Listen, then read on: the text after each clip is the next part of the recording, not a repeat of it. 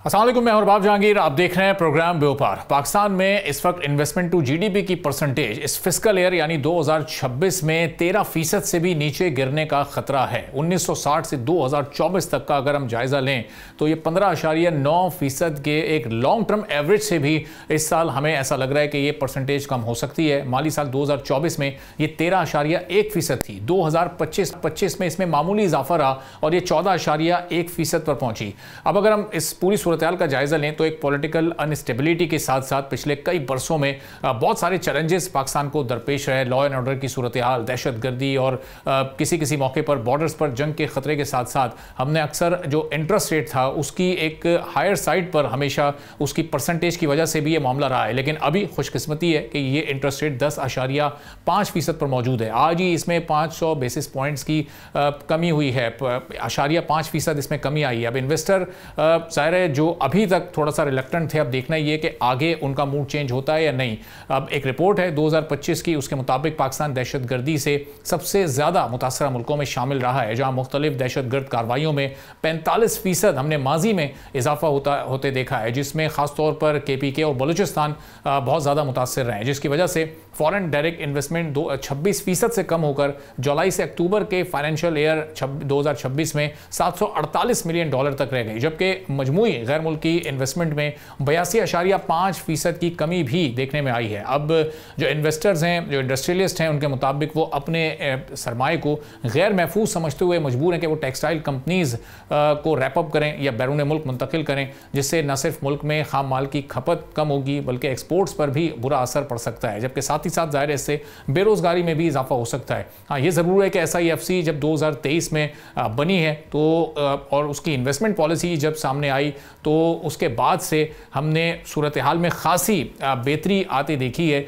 और उसके बाद बहुत सारी सॉफ्ट कमिटमेंट्स भी इन्वेस्टमेंट के हवाले से रही हैं। अब माशी माहिरीन तिजारती पॉलिसियों की अपडेट और चाइना के साथ ख़ास तौर पर जो रवाबित हैं उसको बढ़ाने पर अब भी जोर दे रहे हैं, जबकि बैंकर्स ने नौकरियों की कमी और मालियाती दबाव की खबर से पहले ही आगाह कर दिया है। ग्रॉस फिक्स कैपिटल फॉर्मेशन दिसंबर 2025 में 51.3 बिलियन डॉलर तक बढ़ा था, मगर माली साल 2026 के सिर्फ पहले 4 माह गुजरने के बाद भी इस मामले में भी थोड़ी सी हमें सुस्त रवि दिखाई दे रही है। लेकिन अब SIFC की फॉर्मेशन के बाद हमें ऐसा लग रहा है कि मामला खासे बेहतर होते जाएंगे, क्योंकि पिछले चंद महीनों में बहुत सारी ऐसी सॉफ्ट कमिटमेंट सेक्टर्स को लेकर रही हैं जो कि पाकिस्तान में आगे जाकर एक्सपोर्ट्स का गेम चेंज कर सकते हैं। अब इस वक्त स्ट्रेटजी क्या होनी चाहिए, इन चैलेंजेस को ओवरकम कैसे किया जा सकता है, इस पर हम बात करेंगे। हुमायूं अख्तर खान साहब, former minister for trade and investment, हमारे साथ मौजूद हैं। हुमायूं साहब, बहुत शुक्रिया सर प्रोग्राम के लिए, आपने वक्त निकाला।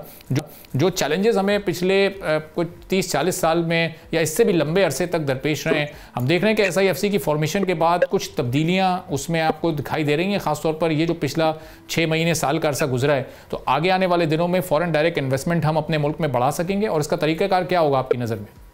देखिए, हमने देखा है कि 60 की दिहाई, 80 की दिहाई, 2000 की दिहाई में पाकिस्तान ने बड़ा सिग्निफिकेंटली ग्रो किया था, लेकिन हम इसको सस्टेन नहीं कर सके। ये ग्रोथ प्राइमरीली इन तीनों दिहाइयों में बाहर से हमें बहुत लोन्स, कंसेशनल लोन्स और ग्रांट्स वगैरह मिले थे, जिस पे ये हमने ग्रोथ पाई, लेकिन हम वो स्ट्रक्चर नहीं बना सके इकोनॉमी का कि इस ग्रोथ को सस्टेन करते। मुल्क चढ़ते हैं जब सस्टेन्ड हाई ग्रोथ आए।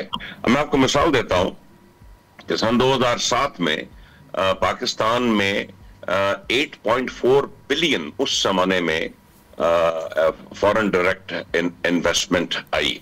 अब उसके बाद हुआ ये है जी कि ये जो कंस्ट्रक्शनल क्रेडिट होता है, ये जो वर्ल्ड बैंक और international multilateral financial institutions, world bank, Islamic bank, Asian bank type देते हैं, ये घटना शुरू हो गया है। लेकिन पाकिस्तान ने अपना कर्जों पे इन्हिसार कम नहीं किया, बल्कि जाके मार्केट से बहुत महंगे कर्जे अपने जारी रखे, जिससे इस वक्त आप यकीन करें जो हमारी कर्जों की डेट सर्विसिंग है वो हमारे डिफेंस के खर्चे से तकरीबन 4 गुना के लेवल पे है। सबसे बड़ा ऑलमोस्ट 50% हमारा जो एक्सपेंडिचर है वो कर्जे हैं ना। इसकी वजह से होता यह है, जो सबसे बड़ी एक वजह कि जो प्राइवेट सेक्टर है उसके लिए कोई क्रेडिट अवेलेबिलिटी नहीं रहती, क्योंकि बैंकों का सारा क्रेडिट वफाकी हुकूमत समेट लेती है.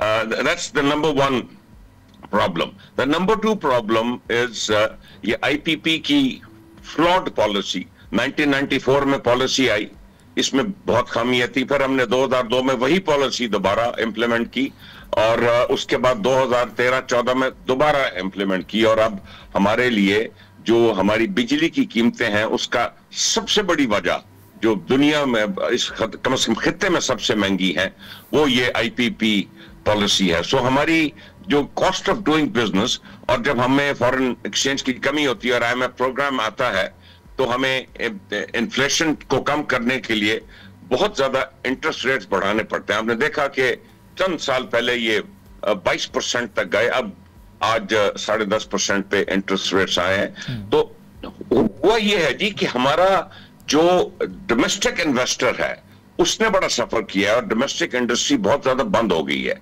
अब आप याद रखिए कि फॉरेन इन्वेस्टर पाकिस्तान में ये बड़े बड़े तो आ जाएंगे कि भी आरामको आ रही है, फलां वो आ रहा है, तो वो तो आ जाएंगे, लेकिन सस्टेन्ड जो फॉरेन डायरेक्ट इन्वेस्टमेंट आती है वो पहले आपको अपने डोमेस्टिक इन्वेस्टर का कॉन्फिडेंस बहाल करना होता है. मैं आपको एक और चीज बताऊं कि टेररिज्म हमने सफर किया है बहुत, और हम कहते हैं कि जी ये टेररिज्म ठीक हो जाए और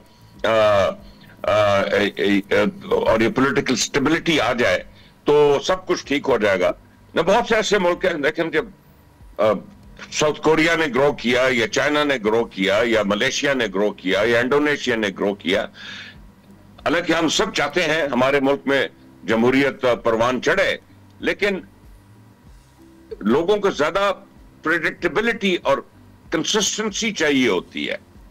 ये जो भी हुकूमत है वो प्रेडिक्टेबल पॉलिसीज लाए और उन पे कायम रहे और कॉस्ट ऑफ बिजनेस कम करे. मैं समझता हूं कि इस वक्त कुछ कॉन्फिडेंस बहाल हो रहा है, इंटरेस्ट रेट भी कम हो रहे हैं. अब बिजली की देखिए हम क्या करते हैं, कुछ तो हमने वो एडिशनल यूसेज पे कुछ टैरिफ्स भी कम किए हैं.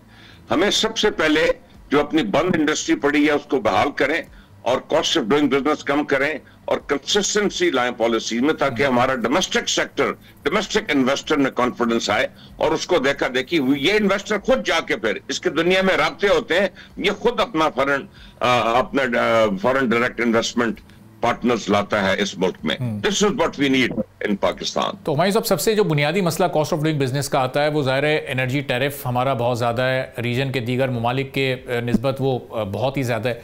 अब वो उसको कैसे, ये एडिशनल यूजेज पे आप कोई ऑफर दे देते हैं लेकिन वो बेसिक यूजेज पे होनी चाहिए ताकि जो असल कॉस्ट है वो तो कंट्रोल में आए.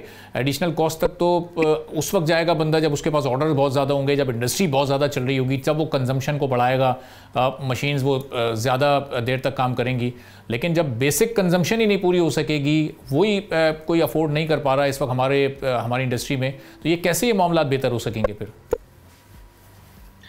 इशू ये है कि हम अभी आईएमएफ प्रोग्राम में हैं और आईएमएफ प्रोग्राम सिर्फ तब आता है, आईएमएफ ये नहीं होता कि आपको फिस्कल अपने बजट में कमी हो गई, आपकी जो इनकम है वो कम है, एक्सपेंडिचर ज्यादा है.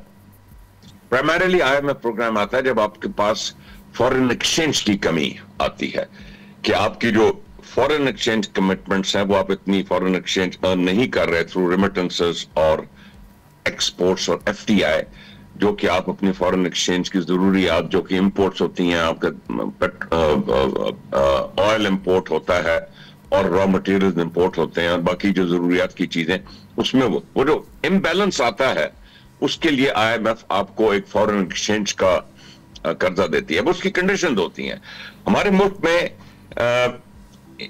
जब इंडस्ट्री 2007-8 के बाद श्रिंक होना शुरू हुई, एक्चुअली हमारे मुल्क में इंडस्ट्री इस वक्त श्रिंक कर रही है as a percentage of GDP, तो इधर प्रोडक्शन कम हुई, बाहर से रेमिटेंसेस बढ़ रही हैं. अब रेमिटेंसेस 38-39 बिलियन डॉलर रेमिटेंसेस आ रही हैं और मुल्क में प्रोडक्शन कम है. वो एक बुनियादी जरिया बनते हैं कीमतें बढ़ने का. इन्फ्लेशन का, और इन्फ्लेशन कम करने के लिए आईएमएफ की फिर बड़ी ड्रास्टिक कंडीशंस आती हैं, जिसमें आपकी करेंसी बहुत रैपिडली डिवैल्यू होती है और आपके इंटरेस्ट रेट्स बढ़ते हैं।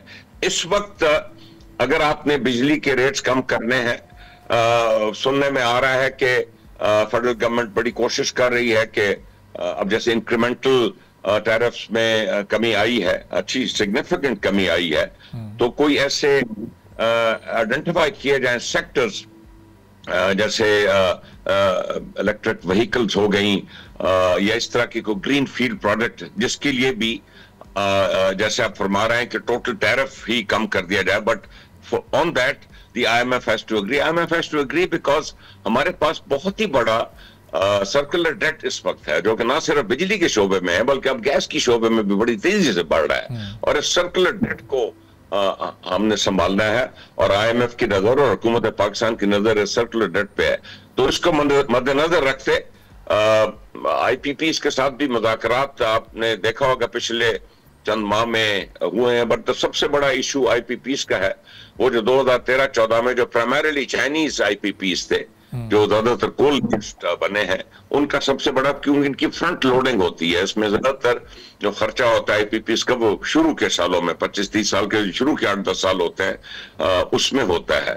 तो इसमें अगर हम IPPs से को हल निकालें और IMF से कुछ अरेंजमेंट कर लें तो बिजली के टैरिफ गालिबन कम हो जाएंगे। तो अब साहब, ये जो इनएफिशिएंसीज हमारी डिस्कोज या जेनकोज की हैं, पूरे एनर्जी से ये जो खासतौर पर एनर्जी सेक्टर की हैं, वो भी उसको आवाम महंगी बिजली की सूरत में भुगत रहे हैं। जो ये सर्कुलर डेट इस वक्त बढ़ रहा है, उसको कम करने के लिए गैस के सेक्टर को खासतौर पर हुकूमत ये सोच रही है कि हम पेट्रोल की लेवी में इजाफा कर दें, उसको 85 रुपये तक ले जाएँ और इससे भी ऊपर ले जाएँ, ताकि वो उसको अंडर कंट्रोल रखा जा सके, उस सर्कुलर डेट को, और उसको कम किया जा सके। तो ये डेट्स को आवाम पर बोझ डालकर क्यों कम करने की इस वक्त स्ट्रेटेजी बनाई जा रही है? देखिए, पेट्रोलियम डेवलपमेंट लेवी हुकूमत उस पर रिलाय करती है, क्योंकि ये डिविजिबल पूल का हिस्सा नहीं होती। जो NFC अवार्ड है, उसमें जो पेट्रोलियम डेवलपमेंट लेवी से जो गवर्नमेंट पैसा जमा करती है, वो उनको सूबों में डिस्ट्रीब्यूट नहीं करना होता। अब ये एक जरिया होगा जिससे आप कोई जराए पैदा करें कि आप सर्कुलर डेट का कोई हल निकाल सकें। अभी ये जो एक होल्डिंग कंपनी बनी थी सर्कुलर डेट के लिए, इसका कुछ थोड़ा हमने खर्चा कम किया है कि थोड़ा सा कम कंसेशन रेट पे बैंकों से इसको रिस्ट्रक्चर कराया है, उससे कुछ थोड़ा बहुत फर्क पड़ेगा। लेकिन इसमें हमें लॉन्गर टर्म स्ट्रेटजी बनानी पड़ेगी कि ये बिजली के रेट कैसे कम किया। मैंने जो 2 चीजें आइडेंटिफाई की हैं, वो आप देखिए, उसमें अगर IMF एग्री करती है तो हम चंद डेडिकेटेड सेक्टर्स जो कि गवर्नमेंट की प्रायोरिटी है, उसमें ये अपना टैरिफ पहले वो तो कम करें। लेकिन दूसरी पॉजिटिव चीज ये हो रही है कि टैरिफ तो है, लेकिन इंटरेस्ट रेट्स नीचे की तरफ आ रहे हैं। और इसके अलावा जो बेसिक फैसिलिटेशन है, जो रेगुलेशन बेइंतहा ज्यादा है। हाल ही में प्राइम मिनिस्टर ने अनाउंस किया है, बहुत सी रेगुलेशंस को कम किया, बल्कि 280 रेगुलेशंस को कम किया है। तो आई थिंक गवर्नमेंट बिल्कुल सही सिमत पे है, और मैं समझता हूं कि आहिस्ता आहिस्ता जो डोमेस्टिक इन्वेस्टर है उसका कॉन्फिडेंस बहाल हो रहा है। जैसे मैंने आपके प्रोग्राम के शुरू में कहा कि डोमेस्टिक इन्वेस्टर का जब कॉन्फिडेंस बहाल होता है, तब हमने देखा है माजी में कि फॉरेन डायरेक्ट इन्वेस्टमेंट फिर बढ़ती है मुल्क में। सही, और इसके जरिए सर फिर हम ट्रेड डेफिसिट को भी थोड़ा कम करने में, कंट्रोल करने में कामयाब हो जाएंगे। कुछ एक्सपोर्ट्स के फिगर्स को हम बढ़ा सकते हैं। रेमिटेंसेस तो हमारी बहुत बेहतर हुई हैं पिछले चंद महीनों में, लेकिन जो एक्सपोर्ट फिगर एक जगह स्टैटिक होकर रह गया है, इसमें भी कोई इजाफा हो सकता है, और फिर उसके लिए इंपोर्ट को भी थोड़ा सा कंट्रोल रखना पड़ेगा। या चूंकि हमारी एक्सपोर्ट्स हैं इंपोर्ट लेड, तो वो जैसे जैसे एक्सपोर्ट्स बढ़ेंगी तो इंपोर्ट्स भी हमारी बढ़ती रहेंगी। तो 2-3 चीजें, रेमिटेंसेस का फायदा है जी, फॉरेन एक्सचेंज मुल्क को अवेलेबल हो जाता है, लेकिन मैंने आपके प्रोग्राम के शुरू में कहा कि रेमिटेंसेस का एक नुकसान भी है कि मुल्क में पैसा बहुत आता है, जो कि प्राइमरीली सऊदी अरेबिया और UAE से पाकिस्तानी भेजते हैं मुल्क में, और अपने खानदानों का खर्चा वो बर्दाश्त करता है, तो वो सब इन कैश होता है। मैं तो समझता हूँ कि इसमें भी गवर्नमेंट को कोई डेडिकेटेड ऐसे मंसूबे बनाने चाहिए कि जो रेमिटेंसेस जो है इनकी डायरेक्शन भी कुछ हद तक हम करें कि ये हमारा रिजर्व्स में बेहतरी लाए या ये प्रोडक्टिव सेक्टर्स की इन्वेस्टमेंट्स की तरफ चाहिए ना हो कि कोई जाके अपना घर खरीद ले या कोई प्लॉट खरीद ले, वो कोई कारोबार में इन्वेस्ट करे। दूसरी ये चीज है कि आपने सही फरमाया कि इंडस्ट्री के लिए रॉ मटेरियल चाहिए होता है और वो मुल्क के बाहर से काफी ज्यादा हम इंपोर्ट करते हैं। लेकिन अगर हम सर्विसेज सेक्टर में फोकस करें, हमारी सर्विसेज की एक्सपोर्ट्स भी 8-9 बिलियन हो गई हैं, बहुत इसमें अच्छा इजाफा हो रहा है और उसमें रॉ मटेरियल की कोई जरूरत नहीं है सर्विसेज एक्सपोर्ट में। तीसरी चीज है कि हम जो इंडस्ट्रियल पॉलिसी गालिबन काम हो रहा है, प्राइम मिनिस्टर ने इस पे अपनी टीम के जरिए बहुत काम किया है एंड आई थिंक एक पॉलिसी अगर अनाउंस होती है जिसमें हम ऐसी चीज हम एक्सपोर्ट बढ़ाने पे देखें, एक तो बंद इंडस्ट्री को चलाएं, उससे एक्सपोर्ट बढ़ेगी, और एक अगर हम मुल्क में चीज बना रहे हैं वो एक्सपोर्ट नहीं हो रही, उसको इस लेवल पे लाएं। दवाइयां सरे फहरिस्त हैं, फूड आइटम सरे फहरिस्त हैं कि वो आइटम्स हम एक्सपोर्ट्स की लिस्ट में शामिल करें, या जो चीजें हम इंपोर्ट कर रहे हैं वो हम मुल्क के अंदर बनानी शुरू करें। और उसके बाद हम ये मींस ऑफ मैस प्रोडक्शन जिसको कहा जाता है, स्टील, पेट्रोकेमिकल और मशीन टूल, ये बड़े बड़े हम मंसूबे लगाए। ये लगे थे जी 60 की दिहाई में पाकिस्तान में स्टील लगी थी, 70 की दिहाई में। ये अनफॉर्चुनेटली ये मंसूबे चल नहीं सके और उसके बाद हम जाए फिर हाई वैल्यू एडेड की तरफ, जिसमें फिर हमें HR ट्रेनिंग भी, मैन पावर ट्रेनिंग भी करनी पड़ेगी। देखिए आप जूते और बनियाने बनाते बनाते जाके सेमीकंडक्टर तो नहीं बना सकते ना, आपके पास वो ह्यूमन कैपिटल नहीं मौजूद। तो ये पूरी लॉन्ग टर्म पॉलिसी मुझे उम्मीद है कि हुकूमत जल्द अनाउंस करेगी और जिससे हमारा मैन्युफैक्चरिंग बेहतर होगी और that will lead to more exports. ठीक है, बहुत बहुत शुक्रिया हुमायूं अख्तर खान साहब, साबिक वज़ीर तिजारत और सरमायाकारी मौजूद थे। अब देखना ये है कि हुकूमत जिन मनसूबों पर काम कर रही है उनके कितने खातिर ख्वाह नताइज बरामद होते हैं। और बहरहाल SIFC की फॉर्मेशन के बाद हमने देखा है कि हालात खासी हद तक बेहतरी की जानिब जा रहे हैं। इसका ट्रिकल डाउन इफेक्ट कितने अरसे में आता है, इस पर भी नज़र रखनी पड़ेगी। एक ब्रेक लेते हैं, ब्रेक के बाद वापस आएंगे, एक और अहम मौजू पर बात करेंगे। सब्सक्राइब करें और बेल दबाएं ताकि कोई खबर रह न जाए।